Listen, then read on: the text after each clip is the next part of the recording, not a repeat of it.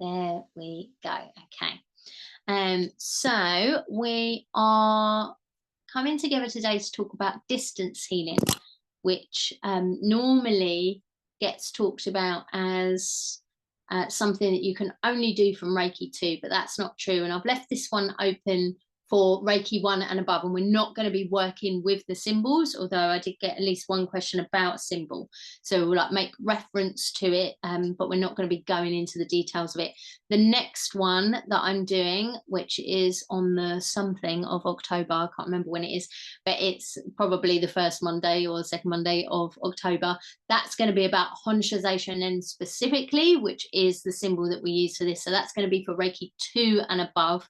And then we'll be delving into the actual symbol and how it's used and the Kotodama and all the weird geeky stuff that you have come to know and love from my little sessions. But today we're just going to be talking more generally about the act of distance healing and the principles of distance healing, really.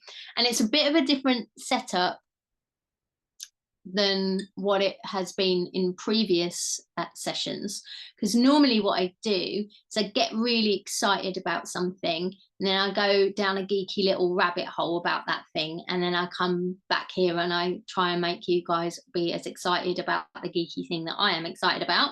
But I haven't prepared anything geeky today. What I asked people to do if they wanted to was send in questions about distance healing. So we're going to do it in 2 parts. We're going to do the question and answer session first, and then we're going to do the practical stuff afterwards. There's no point in us coming together if we're not going to do magical, practical, nice things. So we will do the questions first, and what I'm going to do is I had some really good questions come in, so I'm just checking my messages, make sure there's no one trying to get in who can't get in, and we are going to do the question and answer first, then we'll do the practical stuff. But when I do the questions, the reason I wanted to do it this way and the reason I wanted to open it to Reiki 1s as well is because I think this is one of the most contentious issues in Reiki. I think the nature of the symbols, whether or not they are necessary and exactly how they're drawn and where they come from, how they're supposed to be used, is one thing that people like to be able to say, I know the right way and the other ways are the wrong ways. And the issue of training people remotely and giving attunements remotely, that's a little bit contentious as well. But other than that, I would say distance healing, whether it can be done, how it should be done, what the constraints on it, who's allowed to do it, is actually the most, like, I don't know, able to create a Reiki argument. is like a little weird issue that people have quite strong feelings about. So I wanted it to be questions and answers. So I'm going to go through the questions that I got. I'm doing them in the order in which they were received rather than order of favoriteness, so infer nothing. And then if there's anything that comes up, so most of these, I think maybe all of these probably were from people who knew they weren't going to be able to be at the live. But I'll open it up to any other questions that you guys have. But if there's any sort of follow-up questions or clarifications while we're going, then just stick your hand up and I will call to you. There is, just to say, it's obviously it's being recorded. Everything at the moment, you guys are muted, so it's set up so only the person who is speaking gets to have their face on screen. So if you ask a question in person, I am sharing the recording with other students, future students, and people who've signed up for coming to this particular class. So bear in mind, if you're asking questions, you can drop them in the chat box if you prefer. That is all the housekeeping. Let's go into the weird questions. Okay, does the client need to be available at the exact time that that the healing is happening? Now, I think that this is one of those questions where people have different opinions about this. I would say no, the client does not have to be available at the exact time of the healing, because they're not even with you. So to suggest that we can span these huge distances, but we can't kind of set an intention to choose a particular time, is to slightly just be a bit too literal with the work. Especially those of us that are Reiki 2 that have come to it, to say, okay, I've got my Reiki 2, I'm using this symbol. There is in Western Reiki the idea that the symbol is the connector between you and the other person, and that's not really what it's intended for or what it means at all. It's just intended to bring about a state of mind that says the Reiki healing can be sent at any point in time to any other person. We're all connected, and that's really what the symbol was intended to make people connect to.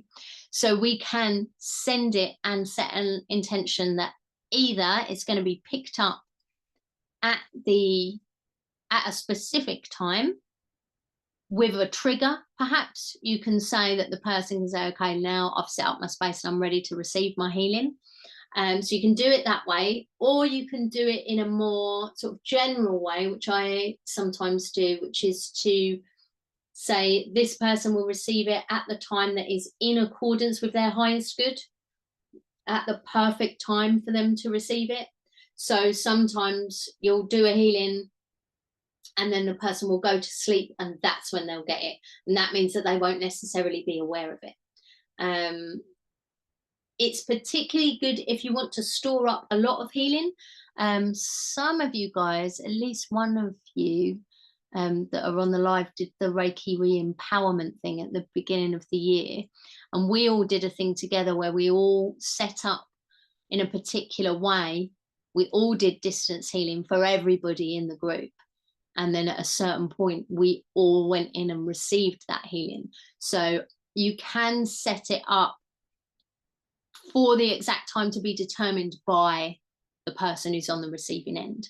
You can say, you know, when this person goes into the job or goes into the interview or the challenging situation, or when this person is in surgery, when this person's in recovery, when this person is ready to receive it. There's all kind of ways to stagger when it's received compared to when you send it. I feel like there's a way that spirit will take care of it anyway, to say, like, you can just kind of send the healing with just a simple intention. They receive it when it's the perfect time for them.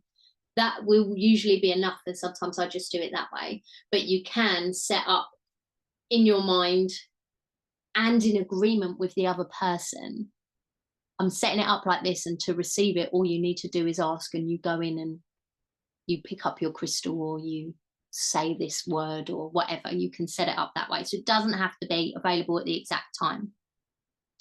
Can it be more powerful at certain times or days or points in the year? Well, that was an interesting question.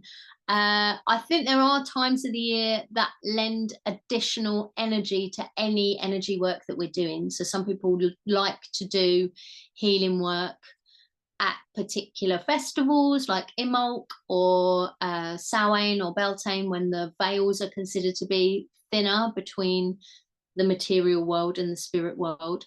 I would also say that full moons lend themselves to that kind of thing. Also, sometimes people have specific healing needs, and there will be things that are powerful times for that.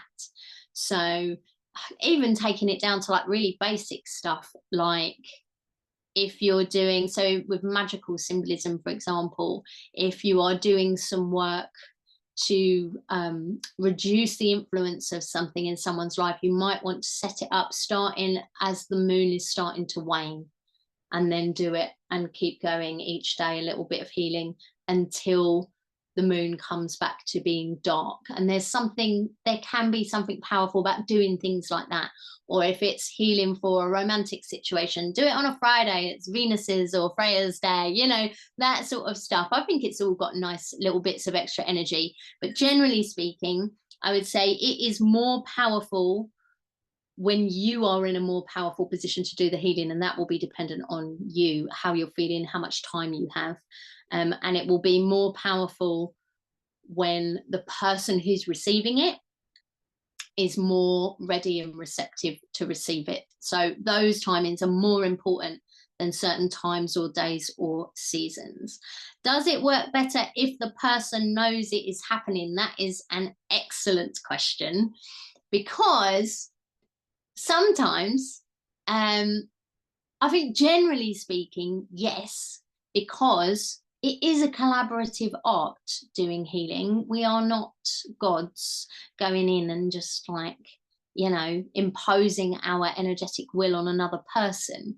We are working in collaboration with the person's energy body, with their receptiveness, with their openness, with their willingness to change, with their ability to let go of something. So if they know it's happening, if they trust you, if they have got to a point where they're like, I'm ready to try anything, even if they're not particularly into this stuff, and if you're then also able to set up other things for them, so they can say, okay, I know that this is happening. Maybe you pre-arrange a time with them. I do this with my clients when I'm working remotely, and so even if I'm not speaking to them in the moment of them doing it, like on Zoom or having a call beforehand, I've said to them, this is the time I'm doing it, this is what you've asked for, this is what I'm bringing to it.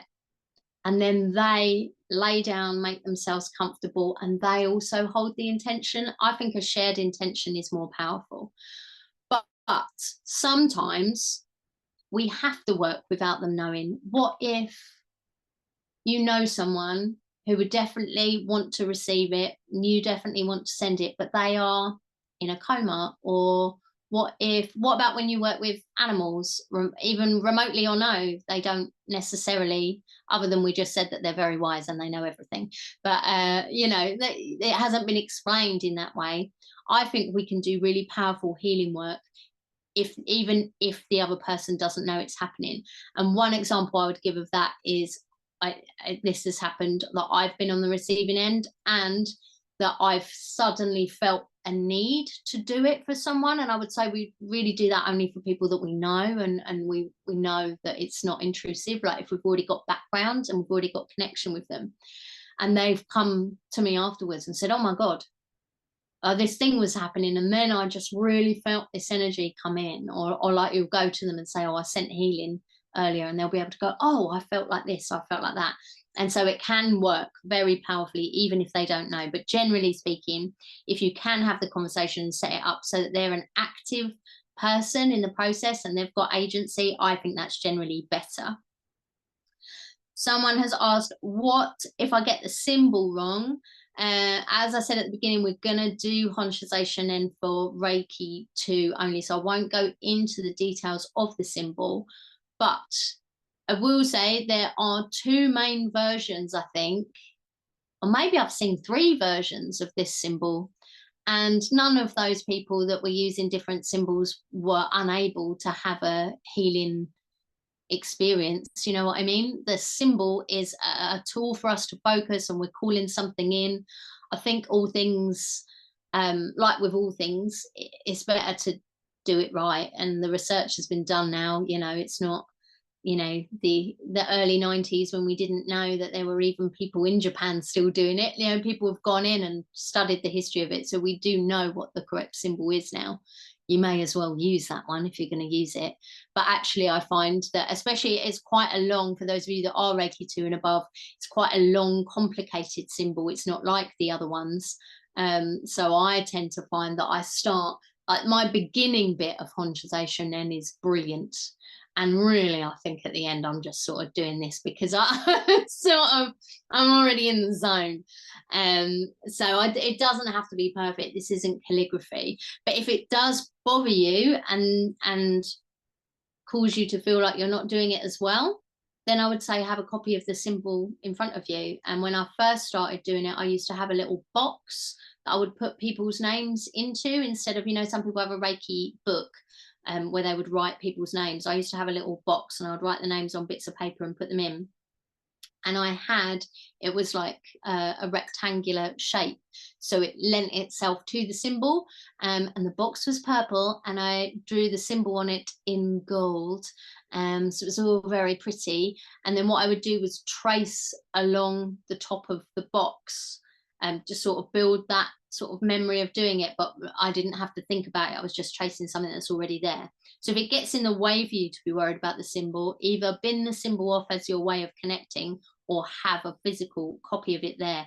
But I don't think that if you get it wrong, it won't work. Are crystals and or pendulums necessary, and how to use them? That's a rogue little question, isn't it? No, they're not necessary. Nothing is necessary, really. It's just, we're just sending energy in line with our intention. All we really need to do is think about it. I don't think Azui would have played around with any of that kind of business. But if it helps you to focus, then I would say it's fine to use. And someone said that came in later, she does her distance healing in real time, so the person always knows, and she sends them a crystal, just a little Herkimer diamond, those little titchy ones, and so she'll hold one, and when it's happening, the other person will hold one, so it can become like an anchor. I think that's really nice. So if you have a meaning behind it that enables you to feel really connected into it and enables them, then I think it's cool, and I'm all for using crystals, but I don't think they're necessary. Some people use them to hold on to, as it's almost just like a trigger for the mind. This is my distance healing crystal. So once you pick it up, there's like a thing that kicks in. It's just memory, conditioning, really. But some people put like the name or the visualized energy body, or some people use a photo or a teddy bear. If you're one of my students, I've talked about this before. I find the using of a teddy bear for healing very strange, but some people use that. So and they'll put the representation that they're using inside a crystal grid. I'm not massively into crystal grids, but if you are, why not? If you've charged them and cleansed them, set them with the intention that they are holding a healing space for your client, then cool beans. Pendulums, you can use them distantly. I don't know that it's necessarily helpful to me, because I don't really use pendulums that much. I have done the experiment, and I would say that it is cool, is what it is, because you can hold the pendulum, and in your intention, you can be diagnostic on their body. So you can use the representation that you've got, and we'll talk a bit more about this in the practical, and the pendulum will move as though it is over the physical body, and that is just cool. So feel free to experiment, but it's not necessary. There are other, and I think easier ways, but sometimes those sorts of things make us go like, ooh, it really works, and that's just interesting. Someone has asked, how long do you do a distance healing session for? And I think it depends on the nature of what you're doing. Sometimes, any bit of healing helps. If it's someone that you know with like an ongoing issue, that's just someone in your life rather than a client, then you might just be doing it for a few minutes at a time here and there as that situation progresses. But if it's for a client, especially if you've got a pre-agreed time, you will probably want to sit down to it as a treatment, as you would do with a person who is in front of you. In which case I will always say to them, if you're lying down to receive it, it will take anywhere between this and this amount of time. But you can definitely do a whole treatment as though you are treating a physical person. You can definitely sit there for an hour and do it. I think it's slightly harder to hold a focus on someone who's not in front of you for a whole hour. And I think it depends on what method you're using. We'll talk about methods in a minute, but like if you are scanning on the individual body, as it were, so to speak, pendulums or whatever, and you're working on individual parts of the body, you're more likely to take more time because you are focusing on a whole body treatment and moving through it intuitively as you would do with a person in front of you. But if you are shrinking them down to like a little version of themselves and putting them in your giant God hands and flooding the whole body with Reiki, you'll find you get a real strong current of energy coming through, and you're sort of blasting them really, but with love, blasting them with Reiki energy, and that you don't tend to sit there for as long unless someone is very, very much in need. If they're very ill, end of life, that sort of thing, you might find that you send that amount of energy. So yeah, it's a bit how long is a piece of string really, but it more depends on the method. But if you only have 10 minutes, do it for 10 minutes. And that's still 10 minutes worth of Reiki that the person didn't have sent. Can you use it to heal? Oh, this is 2 questions and I've grouped them together. Can you use it to heal past life stuff or soul wounding that has been carried for all of this life? Those are 2 questions, but I think they're the same thing, because then what you're doing is distance healing for something that isn't present in the current moment necessarily.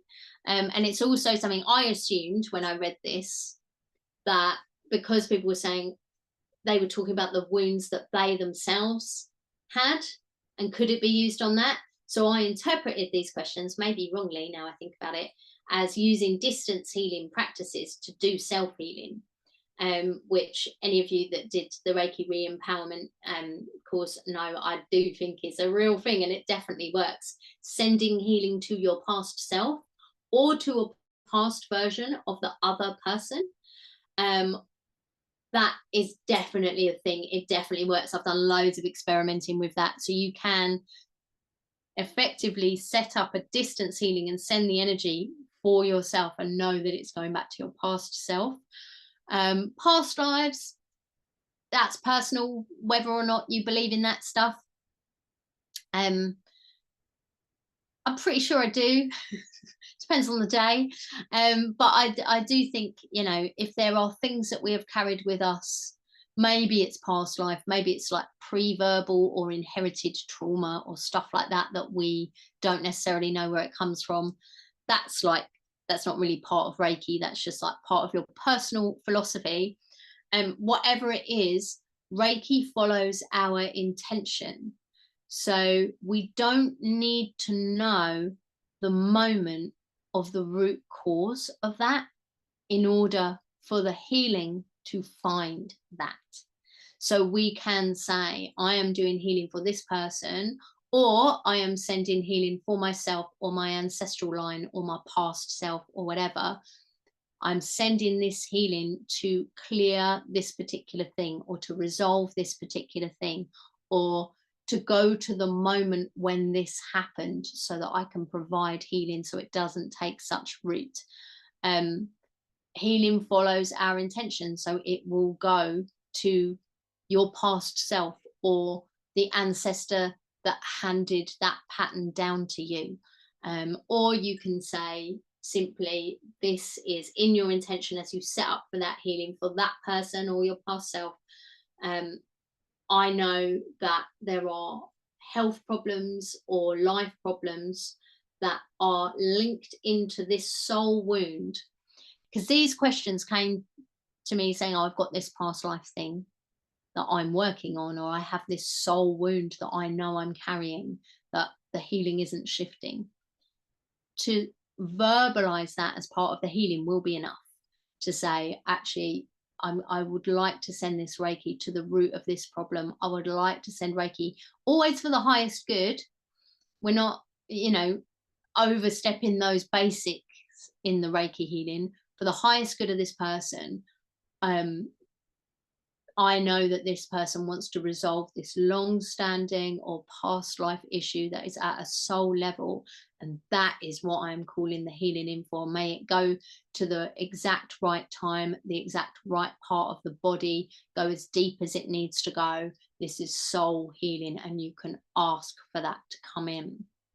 And one thing I would say for this as well, again, I don't know how helpful this is necessarily at Reiki 1, but I think it can be done at Reiki 1. It just might be a bit weirdly abstract. One of the things I do at Reiki master level, obviously you've got all your millions of symbols by then.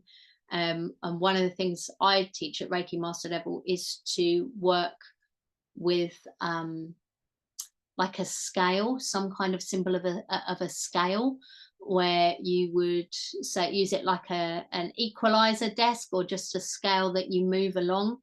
And so you can say, like, what is the perfect part of the Reiki energy that I can use for this soul wound healing? I want to go to that, and then move to that, and trust your intuition. So then you don't need to go, oh God, it was an old physical thing, but it's actually a generational trauma or a past life thing. What symbol do I use for that? What type of Reiki energy? So if you want to feel like you're focusing on that, you can use other visual triggers. If just verbalizing it feels a bit too out there and like it's not you controlling the healing, but then you just let that energy flow and then trust where it's going to go. Because what I would say is it's going to be a little bit harder, perhaps, maybe not, to see the results of that distance healing. And the person might not feel it because you're operating somewhere outside of their physical experience, not all the time, but sometimes. And so what comes through might not, that the healing results might not happen right away, and they might not happen in tangible ways that the client or friend or family member is able to tie to the healing that you did. So there's a lot of trust involved in sending healing like that, because you're not saying, oh, this person's in pain, I'm going to send them some healing during this time, and then they go, oh, I'm not in pain anymore. Tick, it worked. That's really nice and reassuring. But when you say, oh, this person is carrying wounding around the idea of being a spiritual person or being a witch or whatever, and then you send that, how do you measure the reaction? How do you measure the effectiveness of that? It's all a bit more abstract. So I do think it 100% works, but I think we have to be a little bit more open in how we interpret the results of that. One thing that someone said, this isn't a question really so much as a statement, that just says, I've never felt confident enough to do distance Reiki. And I think that is part of what I was saying at the beginning, that distance healing is quite a contentious issue, because there's all kind of weird gatekeeping around it. You're only allowed to do it at the certain time that the person's aware. You have to ask permission. You can only do it at Reiki 2. You can only do it if you're doing it in this exact way. It can only be used distantly if it's for a certain type of thing.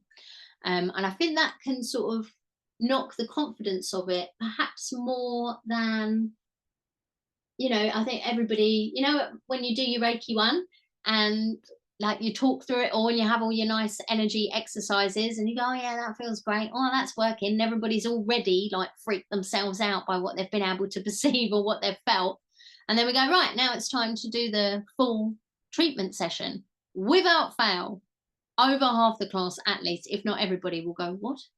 I don't know how, like, already I have to do a treatment. And it's only through then everyone having experience during that treatment where everyone goes, oh my God, it did work.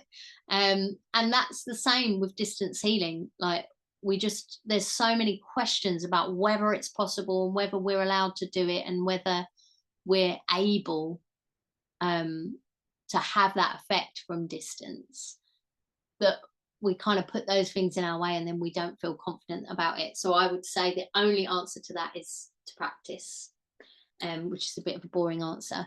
But if you have people who are up for it, do practice work on them, particularly with the diagnostic stuff, I would say, which we'll go into when we go into the practical, and have that person be willing to come back and tell you afterwards what happened. What did they feel? Or don't ask if they'd be willing to have distance healing, but don't ask if there's anything in particular they want, and then do some diagnostic stuff around the distance healing, and then speak to them about it and see if it makes sense, see what they felt, whether or not it matches. And doing that can quite often, we have to be in trust, because sometimes people just fall asleep and then we just have to trust it went to the right place. Sometimes people aren't necessarily sensitive to the energy, and so they, not everybody feels Reiki when they receive it, not everybody sees colors. Sometimes people will say, you know, they have a pain in their shoulders, but when you do the work, you'll go and work on the hip, because it's actually coming from an alignment that's incorrect in the body, or it's actually up here. Quite often a lot of shoulder stuff is up here in the base of the skull, or in the back of the neck. And so, you know, there might be some variation that you still need to go, oh well, okay, it's not exact, and that's fine.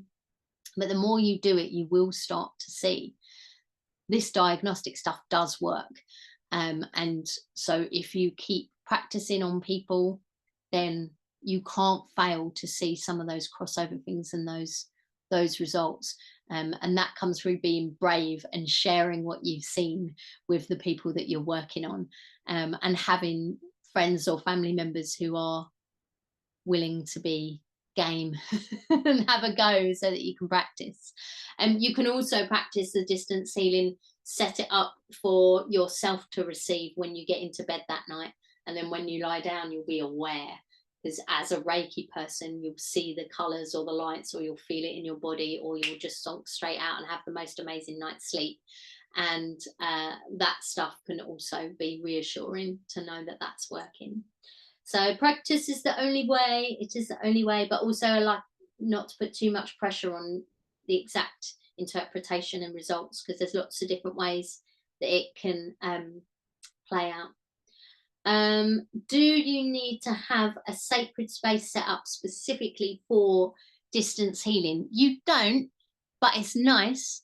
I do have altars that I set up, but I don't tend to. I do have a general healing altar. It's not always there, but generally speaking, I do have one on the go in some form. But I also have specific little altars, just little spaces that are set up for specific healings. So if I'm doing a group work with people and we're doing healing for each other in that, or I'm sending out distance healing as part of a course that people are doing online, then I place their names or crystals that represent them or something like that, or I just have a space that's like the portal for that work. I find that quite useful. But yeah, and it's like when you do meditation, if you go and sit, I tend to do my Hatsure in the same chair every day. Sometimes that's the only thing I do in that chair is Hatsure. Like I don't like tend to sit in it for anything other than that, and sometimes reading. It's not the place where I normally sit. So there's something to me going to a particular place and sitting down that makes me automatically go, it's Hatsure time. So I think there is that thing about having a space that's set up. It sort of starts to, as an environment, lend its energy to what you're doing. So I think it's nice to have.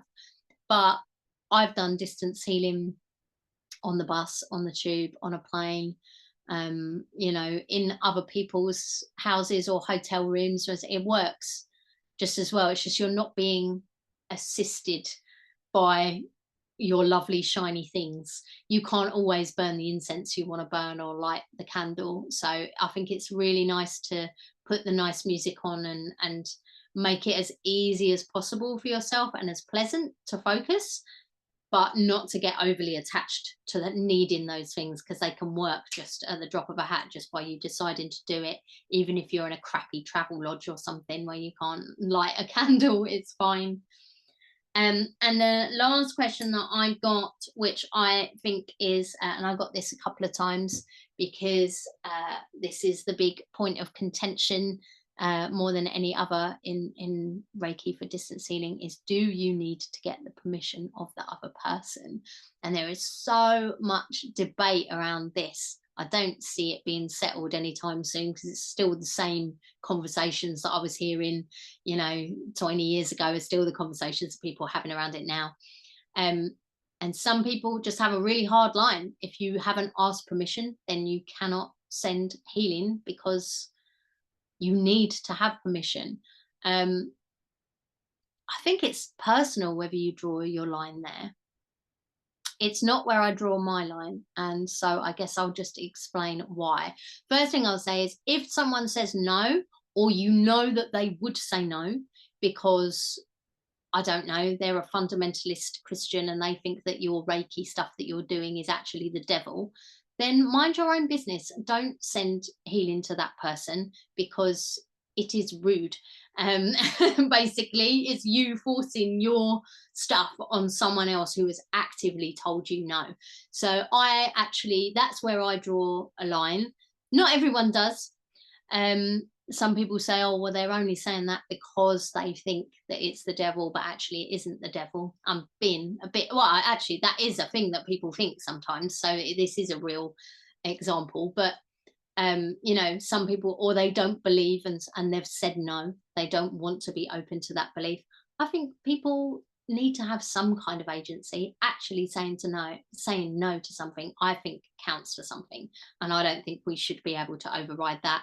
I think it's rude and I think it's controlling. That's my opinion. There are some people would say, if you're setting it up for the highest good, then if the person doesn't want to receive it, then they won't take it on. And I do actually think that that's true. We can't really force. But I would suggest that if someone has said no to you and you've decided to bulldoze straight over that and do it anyway, you're already a little bit out of alignment, and you're manipulating energy a little bit, and you're forcing energy into a situation. You've already stepped away from being in trust, being in the flow. So I don't care for it. I think no means no. I do think that sometimes people will ask for it, or maybe we're not sure and there's no way to check. And so we put our caveats in our mind. I'm sending this healing, and if they don't want to receive that, they're not open to it, or it's not right, because we're not always right, then I don't think it will have an impact. And all that's happened is you've sat there and done some nice Reiki, and that person has just, given that the swerve. And I think that people are able to swerve it if that's really for their highest good, or what their intention is with their will. So to a certain extent, I think that's kind of safe, I suppose. But generally speaking, can you get, let's say there's a newborn baby in a preemie ward, you can't get permission. What do you do? Again, there's something to be said for the parents' permission, or the parents being open to it. But you can't get the permission of someone who can't speak. You can't get the permission of someone if they're in a coma or in end of life, or unable to communicate their intention to you in some way. You can't get the permission of animals. So I think we're too hung up on it. We should be able to just trust ourselves and use our own judgment that we are being respectful, and that we are not working for a particular outcome, because the outcome of any Reiki healing, distance or otherwise, is not necessarily what we expect. The outcome might be, end of life is a perfect example. If we do healing work for someone when they're desperately ill and then that person dies, did it not work? Did they not take it on? Or was that healing part of their transition, part of what, none of us are immortal, and at some point the healing for those transition times is also valuable. So it's much more about releasing that energy. If we do decide, being respectful, getting permission and engagement from the person if it's possible, but it's much more about what we're intending to do. We're not intending to remove an experience or a disease or get a particular outcome, because that's too much. We like to know what the person is struggling with, and say this is for their highest good and this is for their need to play out in whatever way is safest whatever way is best, whatever way will bring the most healing and the most, peace or whatever to that person. So it's much more about wording our intention in that sense than it is about getting actual permission, which I think we get a bit too hung up on. Also, I think a lot of distance healing is really just a very focused form of prayer, and it follows our intention if we're thinking about someone. So if your friend or family member becomes very ill or has an accident or something is going on in their life that you're worried about, and you are thinking about that person, you're wishing good things for that person, you're praying for that person, whatever your practices are, whatever your beliefs are, I think as Reiki people, to a certain extent, that energy is flowing to them. And is that doing distance healing without permission? There's also, if you're going to get super Buddhist about it, that everything that we do for ourselves affects everybody because we're all one, which means that, one of the old Reiki evolution teachers said to me once, I don't have time to phone everybody in the entire world to let them know that I'm about to do a self-healing and get their permission for it, which kind of obviously a slight overstatement, but to a certain extent, the work we do on ourselves impacts everyone else as well. So you can kind of get a bit too caught up in it. I think we are sending energy sometimes without even realizing how much healing we're putting into the space and into the world. Also, sometimes we're setting up healing in our space, and then everyone who comes into that space will be receiving of that. If you're working in a NHS or therapy environment, a lot of Reiki people do that. They're bringing Reiki to the practice, whether that person knows it or not. So to a certain extent, that's without permission. We can get too caught up. Also, I've been on, I've said this many times before, but I remember the first time it happened, I think I was on the bus rather than on the tube. And I just suddenly, my hands started going. And I was like, someone is sucking Reiki out of my hands. Now that person probably was totally unaware that they were doing that. I'd be really impressed if they were aware. If they're the kind of person that can get on a bus, spot the Reiki person and draw it in, that's a better story. But I don't think that's what happened. I think what's happened was there was somebody who had a real deep need for Reiki healing in that moment, and I was there as a channel, and so they were able to, for whatever reason, it was obviously for highest good, I was minding my own business. I was not trying to do Reiki, but it's always there for us. It's always flowing through us, and you don't notice it until there are moments like that. And again, this is something I've said many times, I did a practice of work with martial energy, like planetary magic, planetary work with Mars for a period of a couple of months. And when I stopped doing it, it was so different than the frequency of energy that is Reiki, that once I did my closing ceremony and stopped that flow, I felt like I was walking around for like a day just being like, holy cow, I couldn't believe how much Reiki was flowing through my body. Because you get your Reiki 1 and it's very intense, and then you've got it and it's permanently there and it's always flowing to a certain extent. And so, but you think, like when you do your Reiki 1, you think, oh, when I do Reiki Master, imagine how big that's going to feel. And it doesn't. You feel less at that point. You always feel less at that point because you're working with much more subtle energies at that point. And you've cleared out huge amounts of your own crap that the energy is working its way through, making you hot, making you cold, making you have these physical reactions. And the physical reactions at the beginning, you're not used to them.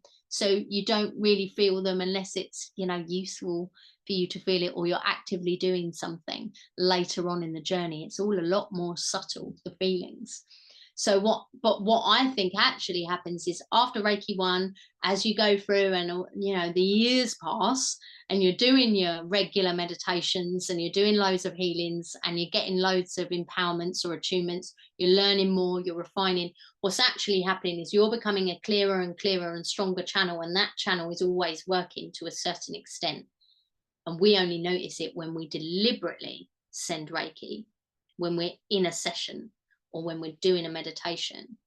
But because it's clearing out the channels and removing things that are in the way, and our body's adjusting, and then we become a bigger channel and a better vessel for the work, that's all very subtle internal work, and we just adjust. That becomes our new normal, and then we don't really feel it. I interrupted that normal with this martial work. I could still do Reiki, but I had this other energy that was in me for that couple of months. And as soon as I removed it and shut it off, I was suddenly, instantly aware of all this masses of Reiki energy constantly connecting in and being present, how my body felt in that. And really, the next day, I think it was I don't even think it was 2 days. And then I couldn't feel it at all because I'd become accustomed to it again. I think we'd lose our minds if we were constantly aware of how it was channeling all the time. So, yeah, it's to a certain extent, we are doing distance, hands-off healing for everybody in the vicinity and everyone that we're thinking about it to a certain extent, and no one's getting permission for that. So I don't think we should worry too much about permission, other than to not be disrespectful or egotistical or thinking we know best. So I would say those things. I also remember, this is not really about distance healing, but maybe it is. One of you used to have a Reiki pillow and was sending. Would you share that? Do you mind? Can if I unmute you? Because that was such a weird thing that I'd never heard of. How am I unmuting you? I've got you. That wasn't, no, it wasn't me that had the it was another Reiki master. She used to sell Reiki pillows. Yeah. And again, I think she used to go and charge them up every so often or whatever. I don't know if she had a crystal grid or whatever. But yeah, so she'd sell Reiki pillows that would give you Reiki, basically. Yeah. Was it you who was telling me that you were like losing energy and feeling that you were like over? Yeah, at one point, yeah, I had to stop using mine. Whereas I think I don't know, I know loads of other people who still use those and stuff, but I've not used mine for probably, oh God, well over 10-15 years now, I think, because it was I don't know what was going on with that.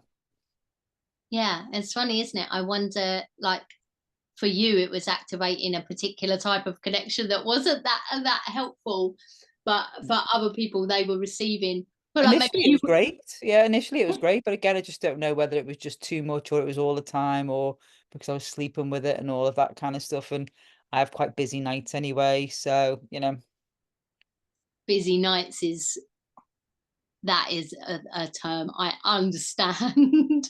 Sometimes sleeping next to our Reiki crystals or other healing crystals, sleeping with I have a thing that I'm wearing that I wear all the time at the moment, which has got a bit of meteorite, like shooting star in it, and some moon dust in it. I didn't sleep for 3 nights because I wouldn't bloody take it off. And it took my body like 3 nights to like, because there's so much energy in it. It took me a while to adapt to sleeping with it. And sometimes sleeping with those things means we're activating some kind of distance thing. And I don't know, what are we doing? Are we off? Are we working? Are we doing healing in our sleep? What's going on? So sometimes like shutting it down deliberately ourselves is really interesting. But yeah, we can do distance healing by charging some things up actually to give to people, and they can receive the healing from the thing. We do that in shamanism when we do power retrieval sometimes, that we put it into a sort of temporary vessel and then it goes to the person, then they take it in their own time. And you can do that with distance healing as well. But we're going to do some practical stuff now. It's going to be fun. And what I will suggest is that you should does everyone have in mind someone that they can do a little bit of distance work or diagnostic work that they know would be okay with it? Seeing some nods. Do I have any head shakings? We're all good. We're all good. We're all good. If you don't have someone who you are thinking about, then in particular, well, if we're on the recording, you're not really going to be able to check this. So anyone on the recording, I would say, like, find someone to check on, maybe someone that you're already working on, someone that you do Reiki with or whatever. But on the live, if there's no one, then you can use me if you like. That is all good. I think that distance healing is really powerful because we can be really specific and diagnostic about it. We can feel where on the body someone's needs the work done. And I have 2 favorite ways to do distance healing for Reiki, 3 favorite ways to do distance healing for Reiki. One of them is to set up something for someone to access at a different time. So I'll just like pour it into like a Reiki bubble so that it will release at a certain point. I first started doing that for someone for her birth, and she was involved in that as well. She's a Reiki person. So we all put energy in so that she could access it when she went into labor. That kid is so calm. He is so calm. He's a teenager now. He is a calm, sweet energy, that guy. So I like to think that that's why, because he's just born into like a shower of Reiki. Or she was blissed out on Reiki while she was doing it. But yeah, it's something that you can set up. So I quite like to pour something into a vessel, albeit an imagined astral vessel. And that's also good for if you get a group to do healing work together. Everyone can pour into the same thing, and then it can be accessed all at once. That's quite a nice thing to do. It also stops any interference. My mum and I both do Reiki. I taught my mum Reiki, but she was trained in a different system originally. And so she doesn't like to, I've never heard this in any other system. She doesn't see Reiki as purple. Lots of people don't, but in whatever weird system, I think this just comes from like my grandmother's actually. Purple means death. I've never heard that anywhere else. I don't know where they got it from, but in my mum's mind, that's what it means. Whereas for me, Reiki quite often comes through as purple. My mum uses blue. We were both doing distance healing on the same person at the same time. We hadn't decided to do it at the same time, but he had asked both of us, and he, you know, he had cancer, and we both obviously knew him personally, and he'd asked for healing. So we were working every day to send him distance healing. And my mum said to me, you know, sometimes I go in there and I can just see this purple pouring down on him. And I go in there and I rip it out. And I was like, that's me, you lunatic. What are you doing? And she was just like, oh. I thought that was, I was like, what, death, cancer pouring in the color purple. This is very strange what you're bringing to me, Mum Ra. But it's because we worked in these different eyes, so she just interpreted it as something else.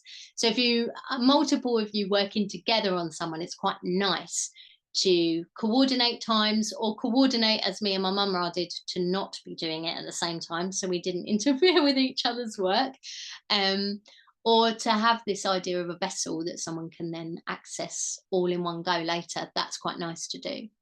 The other thing I like to do is to take an image of the person in my mind's eye, and the idea is that you see them as healthy, as well, as happy, as peaceful, whatever it is that you're like bringing in. It's all stuff that gets you in highest good mode. Shrink them down to teeny tiny versions of themselves, tichos, and just put your hands over, and then just blast the person with the Reiki. And that is like really one of my favorite ways of doing it. And for a serious illness, that's a really nice thing to do, because then the whole body tends to go into shutdown. But also for emotional stuff, if I know, if someone I know is going in like a real deep struggle, I don't want to be looking at where it is on the body. I just want to flood them with that Reiki healing. So I make them little and do it that way. And that's really nice. But those things are super easy to play with. So what we're going to do now for our little practice is to do diagnostic work, and we're going to work with our leg. You can choose a leg, does not matter if it is your left or your right. And I got this, I think I had read it from Taggart, Reiki Evolution, but I saw it done and was taught how to do it properly by Frank Arjava-Petta, who's a German Reiki master, who spent a lot of time in Japan. And he told me that this was so accurate. He had a very young child at the time, teething. And he said, when my daughter is teething, this diagnostic method is so, from distance, this is distance healing only, is so accurate that I can tell you which tooth it is. And I was like, no, you can't, you tell lies. But it is weirdly accurate, especially if you practice it and develop it. And this is how it works. Once again, it's quite difficult for me to show it to you because we are sitting, because I'm sitting in a way where you can't really see me. But basically, you're working on your leg from knee to hip. And generally speaking, you don't need to visualize the person in any real detail. It's not that you need to hold a clear image of their face or a clear image of what they're wearing or their body or anything like that. But what you do need to do is you need to have a general sense that here at the knee is where the head is. Here's the torso, here's the legs. The body ends here at your hip. So it's the whole thigh. You're working from sat with your leg in front of you, their head is at the knee, their torso, and then their legs, and it takes up however long your thigh is.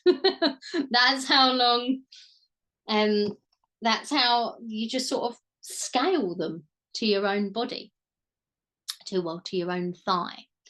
And in doing that, what we're doing is giving ourselves the opportunity to scan the body or use a pendulum if that's your thing to see where the energy needs to go.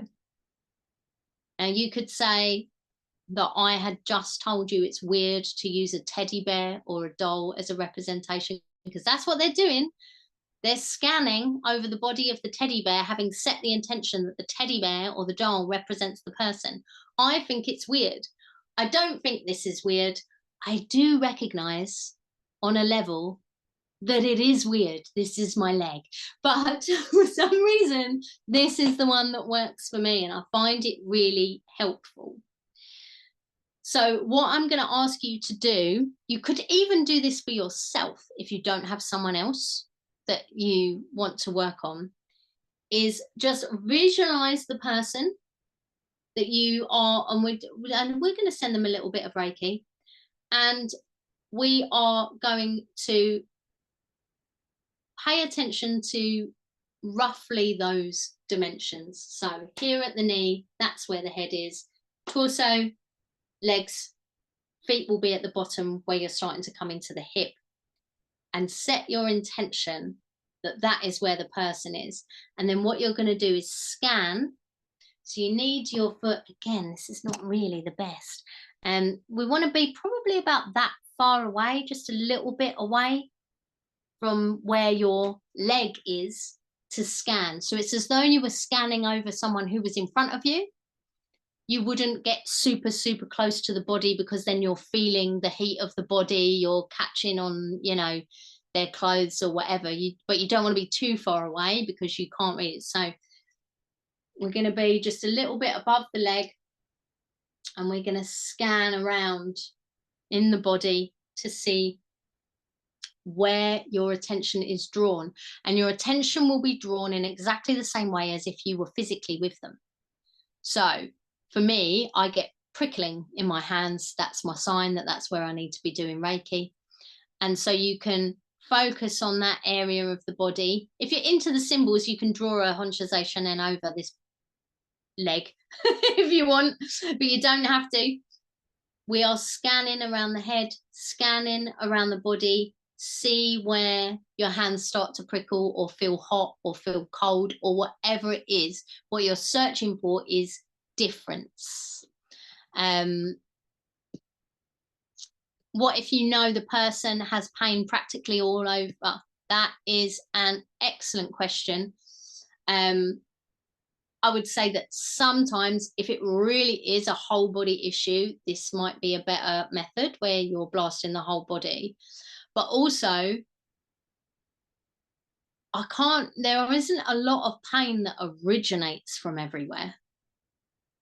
So it could be that something is stuck in the body that is firing that or making it harder. It's not necessarily the case. It's still worth looking to see, because what we're looking for, this is dynamic, right? How people's energy bodies and physical bodies are changes day by day, hour by hour. You're looking at where in the moment. Also, see whether or not you feel any difference. You know, it might be that it is the whole body, in which case you work on the whole body.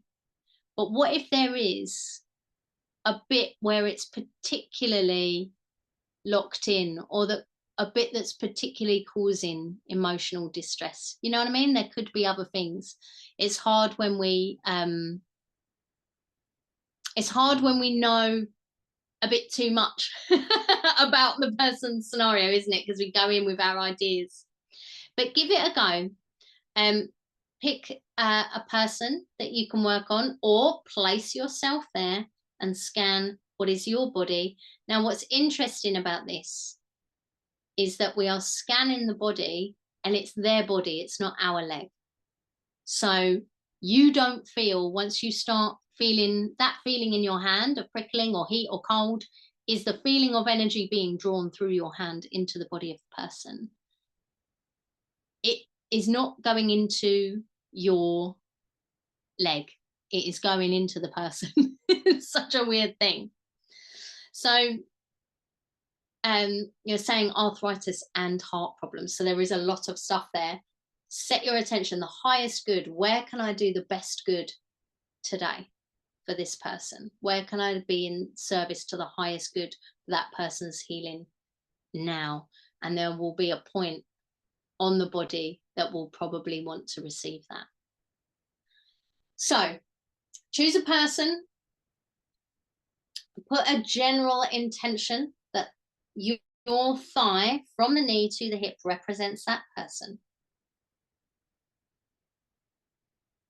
You don't need to see them with absolute clarity. You don't need to maintain that vision for a long period of time. And then with whatever is your most sensitive hand, which you probably know by now, for me it's my left, but some people don't have a leading hand. If you do, use that one. And you're just going to scan the body and see where your attention is drawn.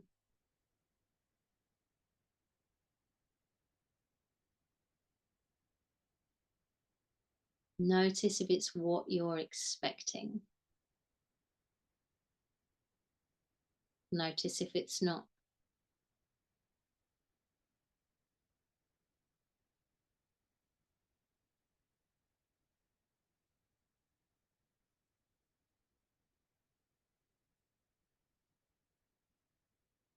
Just like if you were working on a body that's physically in front of you, sometimes you get pushed a little bit further away. Sometimes you feel a pull in your hands that takes you to that place.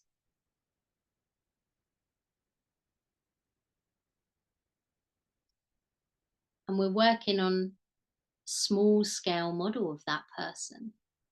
So when you are drawn to a particular place, your hand is quite large by comparison if you're staying in that scale model. So ask for clarity from your hands. Allow your hand to be moved if it needs to be. If you find yourself drawn to where the chest area is, for example, then you can work with your intention. Is this the ribs? Is it the lungs? Is it the heart?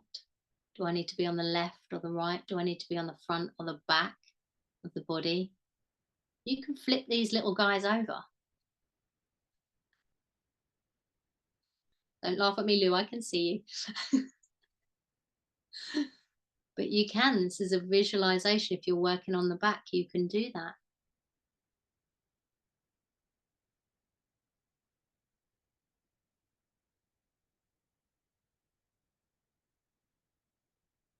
What's interesting about this is how incredibly physical it can be.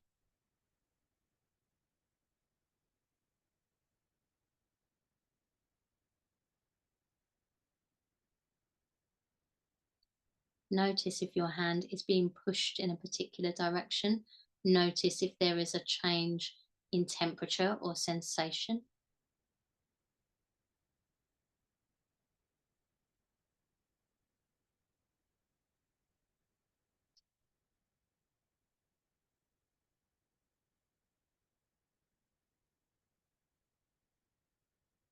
And what we're going to do, remembering everything we've talked about respect and permission and highest good, just take a minute here to send Reiki healing for the highest good of that person to be received in perfect timing, only in alignment with their soul's good and their highest healing.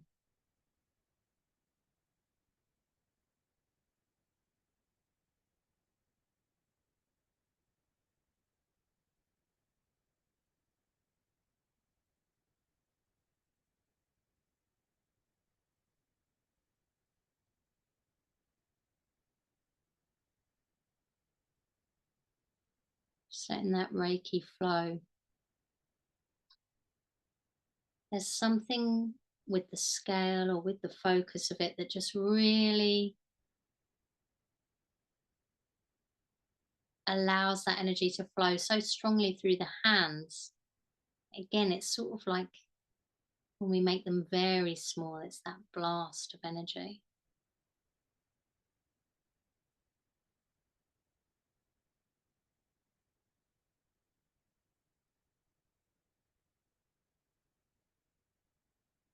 You can even rest your hands on your leg to send that healing, keeping your intention in if that feels right. Or you might find that you're pushed or held away.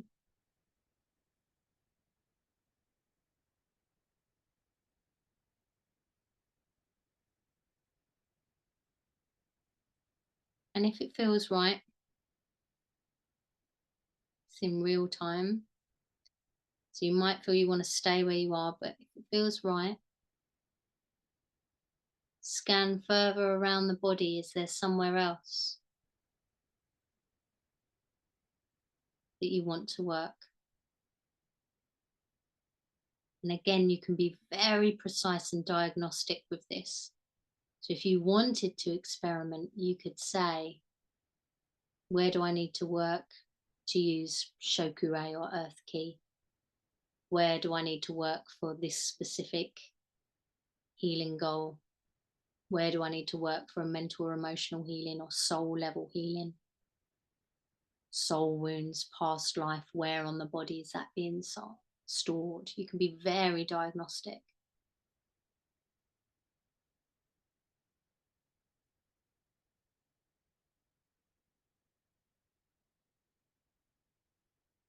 And again, all that flowing energy, highest good, only to be taken on in divine, perfect timing, in accordance and in service of the highest healing of that person.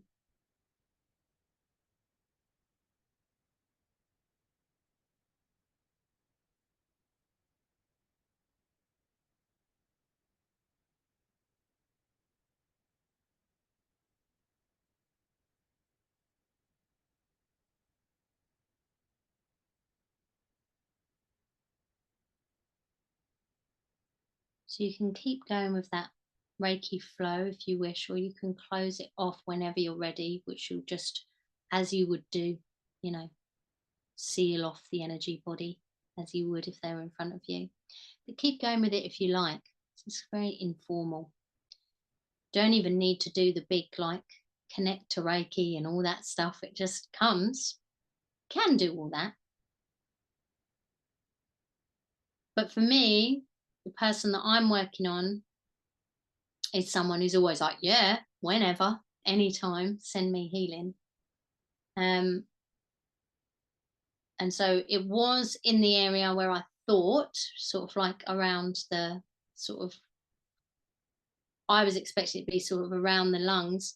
What I wasn't expecting was to be pushed so much to one side of the body. I felt a very real push there.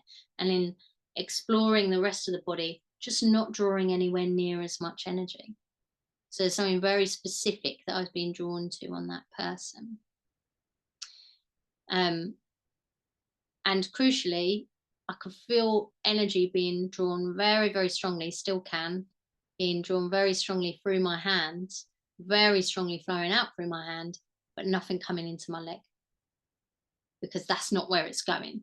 The leg is just a place for you to focus, which I will accept the teddy bear is as well, or the box, or the book, or whatever people use. It's just, distance healing just means having a point of focus so that we can send to someone who's not here, but that is where it goes. Got my hand hovering over my leg. I do not have my hand hovering over this person's body, but that is where the energy is going, because it is that simple with distance healing. No symbols, no fancy connection ritual, just immediate. So if you are sealing off the energy, just make sure, nice little sealing up the energy body, and just kind of finishing, and then your leg feels like your leg again. I'll be interested to hear any sharings. Got Catherine saying it's the upper body and the head, but not the legs and feet. So you can feel that difference in the definitions that you've set out, these demarcations in your body, as it were, not your body, in the body that you've placed on your leg. But does anyone have any sharings or anything that they would like to share for anyone who's going to be watching the recording, or any or for each other? My leg feels cold now. Now that I've removed the person from it, I'm like, oh, I didn't realize my leg was cold until then. How was that? Hey, Catherine. I was quite interested in that, because the person that whom I was sending the Reiki energy to has had like 2 knee replacements and, you know, great swollen legs and all the rest of it. Right. But the energy didn't need to go there. It was definitely, because she's got a, I don't know, heart murmur thing and all the rest of it, and respiratory problems, and as I said, but it was definitely this upper body part of the body here. Mm-hmm. And the brain, it was in turmoil. It was that's where the energy needed to go. Like she needed to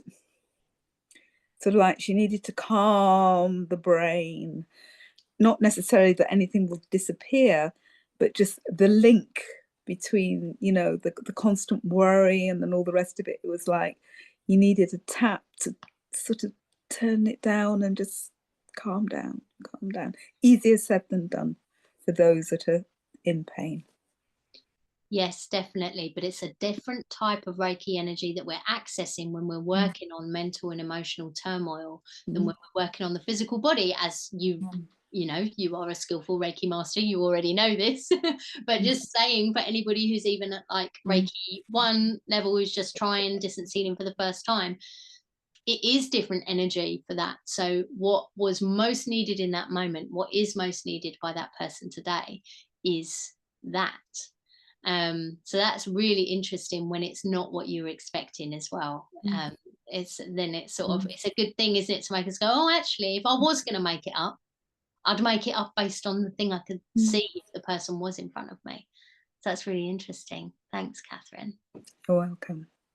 And Sally has said neck and throat area, and then the whole body. And that's a thing that happens a lot in distance healing, is you get one area where you really want to focus, and then you come out and do extra around it that really kind of solidifies what you've done and helps integrate it in the body. So that's really interesting as well. And that was just, by the way, a little 10-minute healing, probably not even that. So imagine you can see how you could really spend time. Lou, my darling. I really like that because I'm used to, like you say, the teddy bear or the, but I like my little big god. I like my big god hands, in all fairness. And so my person who I was thinking about doing the healing for when I came tonight, actually they're big god hands healing they need. So I did it on myself, and that was super interesting because it was almost because I like the little bit of imagine myself on my knee and stuff. But as soon as I got to the heart, I had a really physical. I burp a lot when I'm clearing, and I had a real physical. It was like wow, and that so yeah, and I think I needed that to show it, if that makes sense. Because again, I don't even get that when I put my hand on my heart, let alone whatever. But giving myself, it's always like having a big God hand over myself, isn't it? On my left. So yeah, that was super super interesting. I really like it, and actually that feels really portable because obviously you've got your thigh with you all the time, haven't you? Yeah, I know. And I think that's one of the reasons. First of all, thanks for being on mute. Yeah, yeah, all the time. While you released. But yeah, how interesting is that Mm, that you can feel, you can put your own body there so that you can do that diagnostic feeling on mm. yourself. And because you did it on yourself, you don't even have to check because you felt it come in. But I love that little detail of more than if I put my hand on my heart. Yeah, If I did this, absolutely. because then it is the God hands. This is what we call it on Reiki Empowerment, my giant God hands. And I've called it that since that Love day it. that I made I, that I video. always do the I big God call them hand. my giant God hands. But they are still giant hands when you've got this little scale model of a person, even if that person is you. So I think, I don't know, maybe this is just my mind saying this, but it feels to me like because you're going in with your big old giant hands and you've scaled them down so that they're just being brought, it's really a huge ray of Reiki that's coming Yeah. in. I think it's more powerful to do it this way than to imagine them on the treatment table, Mm. which you can do and walk around the treatment table and do it that way. But then you're dealing with regular old boring human scales. What about if you could have giant hands or God hands and work that way? I think it's actually one of the most powerful ways to do distance healing. It was really good. And I think for me, I need to have that physical proof. And so actually feeling it myself was like, but I could still go in like, where is that? And almost laser beam it down Yeah. to see where exactly it was going in here. So yeah, that was fun. I like that. It's really, really, I just think it's Mhm. brilliant as a technique.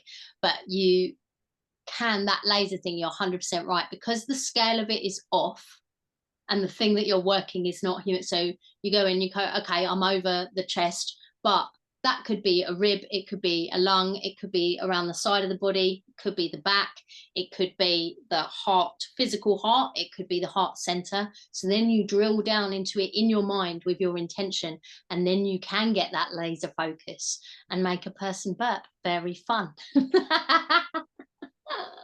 No, I love that. But I'm so glad that you used yourself, because that's a really fun little That was a fun little experiment because I couldn't think of anyone else. And I know that the person that I want to work with, she needs big God hands. yeah, yeah. She needs to be made very little to be in the Mm. full stream. Yes, I understand. Yeah, very interesting. Sarah, do you want to share anything? You do not have to, but you can if you wish it. Oh, hang on, let me unmute you.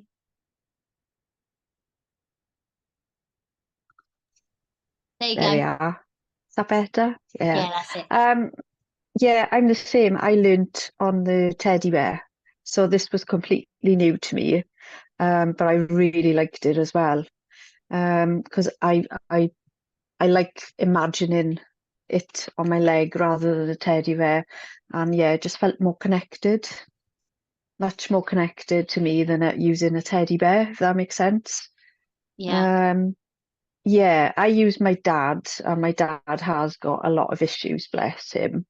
Um, but I could feel like my hands being pushed down into an area, um, which was around his chest.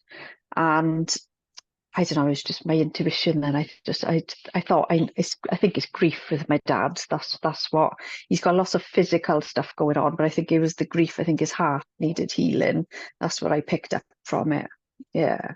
Yeah. But I love the knee thing. That's brilliant. It was a So much game better than a changer for bloody me. teddy bear. I love it. And Yeah. also, like, you know, as Lou was saying, it's portable, right? It's like, so you can use Yeah. that at any time, and Anywhere. and it Yeah. answers that question, like, oh, do you need to have like a particular sacred space or whatever? Like, you're ready to go. We didn't do any like prayers of intention, candlelight, and Yeah. just a little bit slack, actually, to be fair. We didn't connect to Reiki or anything. But just to show, you don't have to. You don't have Yeah. to. And in Yeah. that tiny little 10-minute session, we all felt something, revised what we were thinking. We all got a sense of, okay, where in the body, and then where next, and what might this be about. Got a sense of, oh, actually, this is, like you say, grief instead of physical pain. Physical. And Yeah. Catherine saying as well that it was you know, actually about the thought process and the fear and all that stuff around it, even more so than some of the physical things. And so you can have access to all that diagnostic information, just as you would do if the person was physically in front of you, or if you were using some complicated ceremony, or if you were talking to them or not. And I really think, I mean, for me, it was such a game changer when I learned this. When the person who taught me this said to me, I can tell you which tooth my daughter can. Yeah, that's amazing. Yeah. And I just thought, that's clearly Yeah. a lie. And now, but it's not. You can feel how it's not a lie. You can tell actually that we are, you know, that we're able to really be aware the type of energy, where on the body, whether we're pushed away or towards, all that stuff. It's all there just by visualizing the person there. So yeah. Thank you, my guys. That is our little practical session. I'm just going to mute you all again. That is our little practical session over with. But I encourage you to work with that and speak to other people and ask them, especially if you're trying to build confidence with it or whatever. I mean, some of you on this call are very experienced, and some of you who signed up for the recording are very experienced, and you've already done that sort of trust building thing. But if you're early on the path, get someone who's up for it, to be up for being sort of not diagnosed. I call it diagnostic, but I just mean, you know, finding the precision in the body, not to say, oh, it's because of this, or this is how I'm curing a thing. We're not being surgical or cold here, but just so that you can say to them. And also, I'm going to invite you to do this now, because I've just started doing this, having removed the person that I was working on. Just scan over your leg, my friends. You cannot feel the stuff that you just felt, because now it's just your boring old leg. And that is really fun as well, right? Because I just like intuitively was like doing what I'd just done, but because he's not there anymore, I couldn't feel anything. And I was like, oh yeah. And that's the thing, the energy doesn't go into your leg. And if you just feel your leg without setting that intention, you don't feel it. It's a real thing. It really works. But also, it's so easy. We didn't do anything complicated to set that up and start it from going, and it worked instantly. No symbols, no overthinking, none of that. So you can use this to do really, really powerful, giant God hand healings in a very precise way. And then you are able to speak to people and get them to say, oh yeah, that makes sense actually, because I felt this, or oh yeah, you're right, I did injure my shoulder actually, or I did, you know what I mean? That stuff's really interesting. So thank you to you lovely people who are here on the live. It's been really nice sitting talking about healing and doing healing with you. Thank you to everyone who's on the recording. You will all get the link very soon, and please practice and let me know any cool and or weird stuff that happens on this experimental road, because you know I'm nosy and I love to know. Enjoy the rest of your evenings, my beautifuls. Thank you so much for coming. I will see you all soon. Take good care. Bye. Bye. Bye.